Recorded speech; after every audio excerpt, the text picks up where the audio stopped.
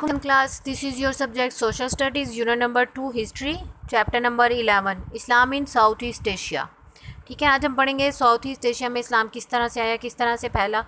Lecture number 13 and open your books at page number 52। Today we will read page number 52 to page number 54। Let's get started. आउज़ु बिल्लाहि मिनश शैतानिर रजीम, बिस्मिल्लाहिर रहमानिर रहीम।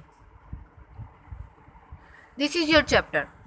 Islam was taken to Southeast Asia not through military conquest by the Arab armies but by Muslim merchants and traders from Arabia and India.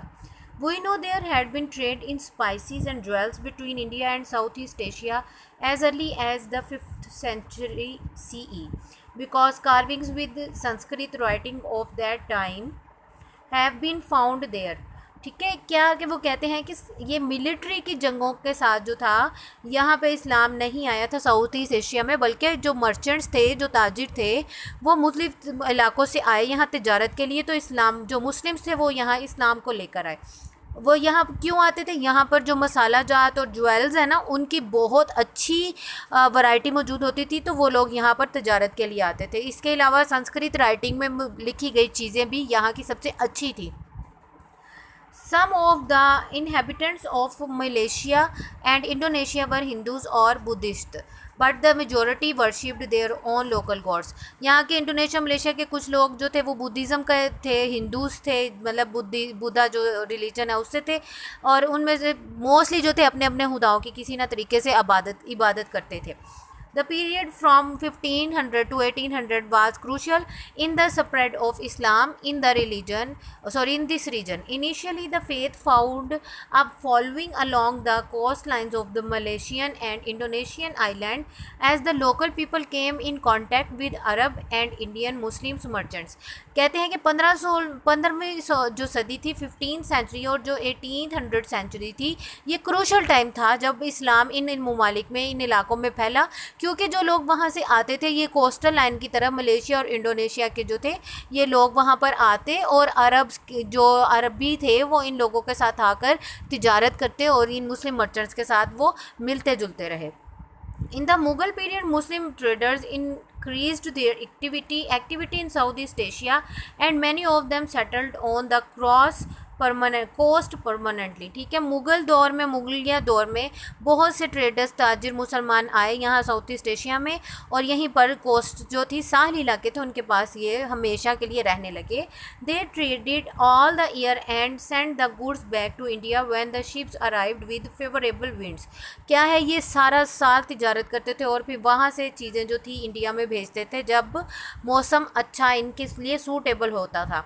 The local people admired the honesty and sincerity of these merchants, and many centuries there was a great deal of unrest in the interior of the islands as different princes struggled for power. वो कहते हैं कि ये लोग जो थे सब continent के साउथ ईस्ट एशिया के, ये लोग इन मर्चेंट्स की ईमानदारी से और इनकी सिंसेरिटी, मुखलिस होने से बहुत मुतासिर होते थे। और उन दिनों में यहाँ पर जो शहज़ादे थे वो लड़ाई झगड़ों में मसरूफ़ रहते थे कि एक और दूसरा और तीसरा की पावर हमारे पास है, ठीक है, हमारे पास ये सारा कंट्रोल आता जाए। And this also led to people converting to Islam throughout the region. तो इस तरह से क्या था कि लोग इनसे मुतासिर होते रहे और इस्लाम की तरफ कन्वर्ट होते रहे।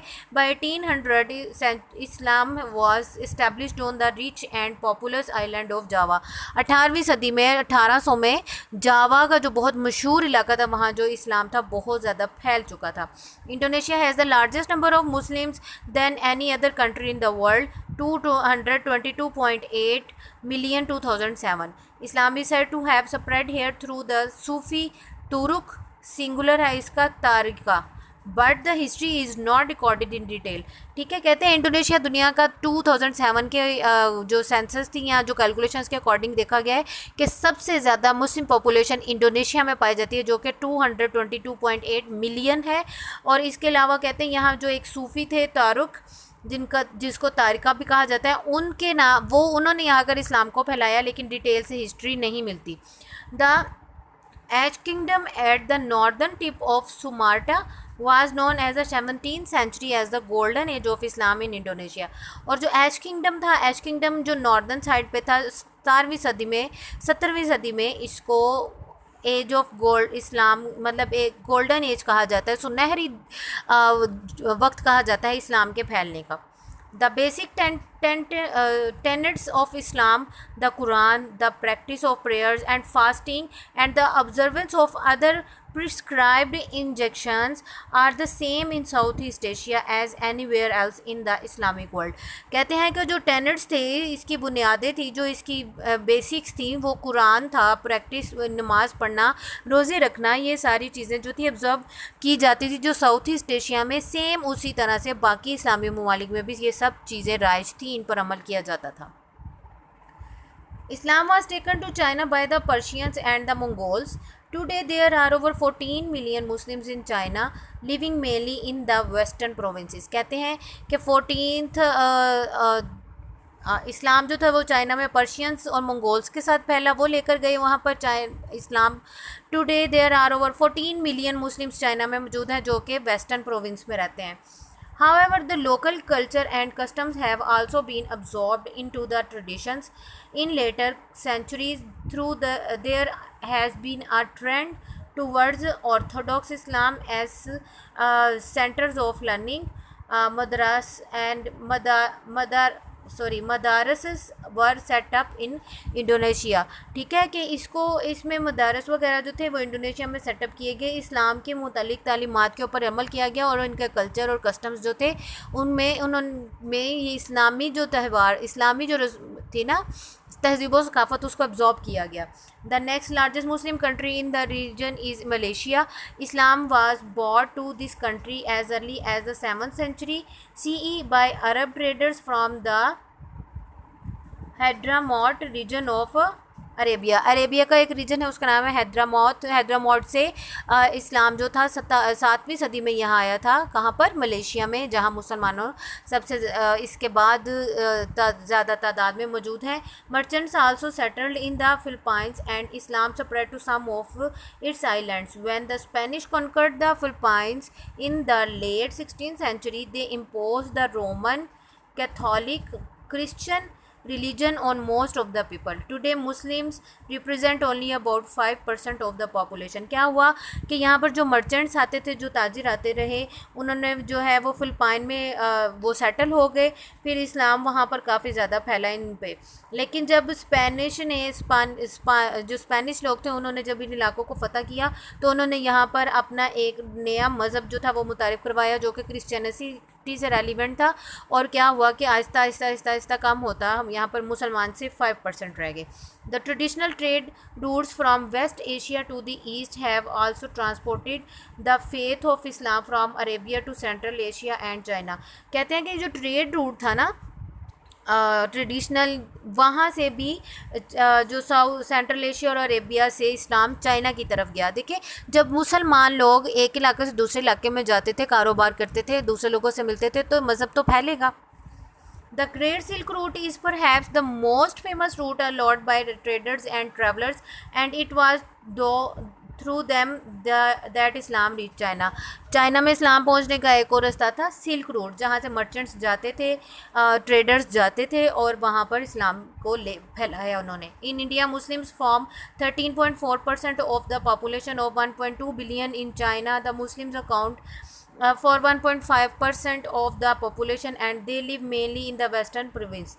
इंडिया में 13.4% मुस्लिम्स है, इनकी 1.2 बिलियन आबादी है, और इसी तरह से चाइना में 1.4% मुस्लिम्स रह रहे हैं जो कि वेस्टर्न प्रोविंसेस में, उनकी वेस्टर्न साइड पे जो सूबे हैं वहाँ पर रहते हैं। In Central Asia, the Khanate of Bukhara, which was the seat of the Uzbek government, was the center from which Islam spread to the surroundings area। Central Asia में जो कैनेट था बुहारा में, वहाँ से इस्लाम जो है सेंट्रल एशिया की तरफ फैला। As this was also located on a major trade route, और ये भी एक बहुत बड़ी तजारती रूट है जिसके ऊपर ये इलाका मौजूद है। The Central Asian states gained independence after the breakup of the Union of Soviet Socialist Republics USSR. जब USSR में जैसे कि जिसको पहले रशिया भी माना जाता रहा है, वहाँ से जब सेंट्रल एशियन स्टेट्स जो थी उनको आज़ादी हासिल हुई और वो अलग अलग हो गई, तो उसके बाद क्या हुआ इन 1990, तो फिर वहाँ पर इस्लाम फैला. ठीक है. Before their independence, their people, like those of other faiths, had been unable to practice their religion freely since 1977. कहते हैं कि इनकी आज़ादी से पहले सेंट्रल एशिया स्टेट्स की इनको फ्रीली अपने अपने रिलीजन के अकॉर्डिंग ज़िंदगी गुजारने का हक हासिल नहीं था 1970 तक. लेकिन 1970 के बाद जब ये इंडिपेंडेंस मतलब हुई, ये लोग ये कंट्रीज जो थी इन सबको जो था आज़ादी दे दी गई, अपने अपने तरीके से अपने अपनी कंट्री को चलाने के लिए राइट्स दिए गए, तो फिर वहाँ पर इन्होंने अपने अपने रिलीजन को प्रैक्टिस किया. But now they have reverted to their faith of their forefathers. लेकिन क्या है कि उसके बाद क्या हुआ, अब वो अपने बाप दादाओं के जो मज़हब थे उन्हीं को फॉलो कर रहे हैं. Okay students, these are the short questions. How Islam spread in Southeast Asia? Islam spread in Southeast Asia by Muslim merchants and traders of Arabia and India. Merchant और traders जो थे अरब के और इंडिया के, उनकी वजह से. Which country have largest number of Muslims? Indonesia has largest number of Muslims in the world, 222.8 million. ठीक है. From which route Islam reaches China? From Great Silk Route Islam reaches China. How much Muslim population is in India? Muslims form 13.4% of the population of 1.2 billion. Diary: prepare title page of chapter number 2 and do homework of given short question answers. Learn the reading. आपने इस chapter का homework करना है और इसको आपने learn भी करना है.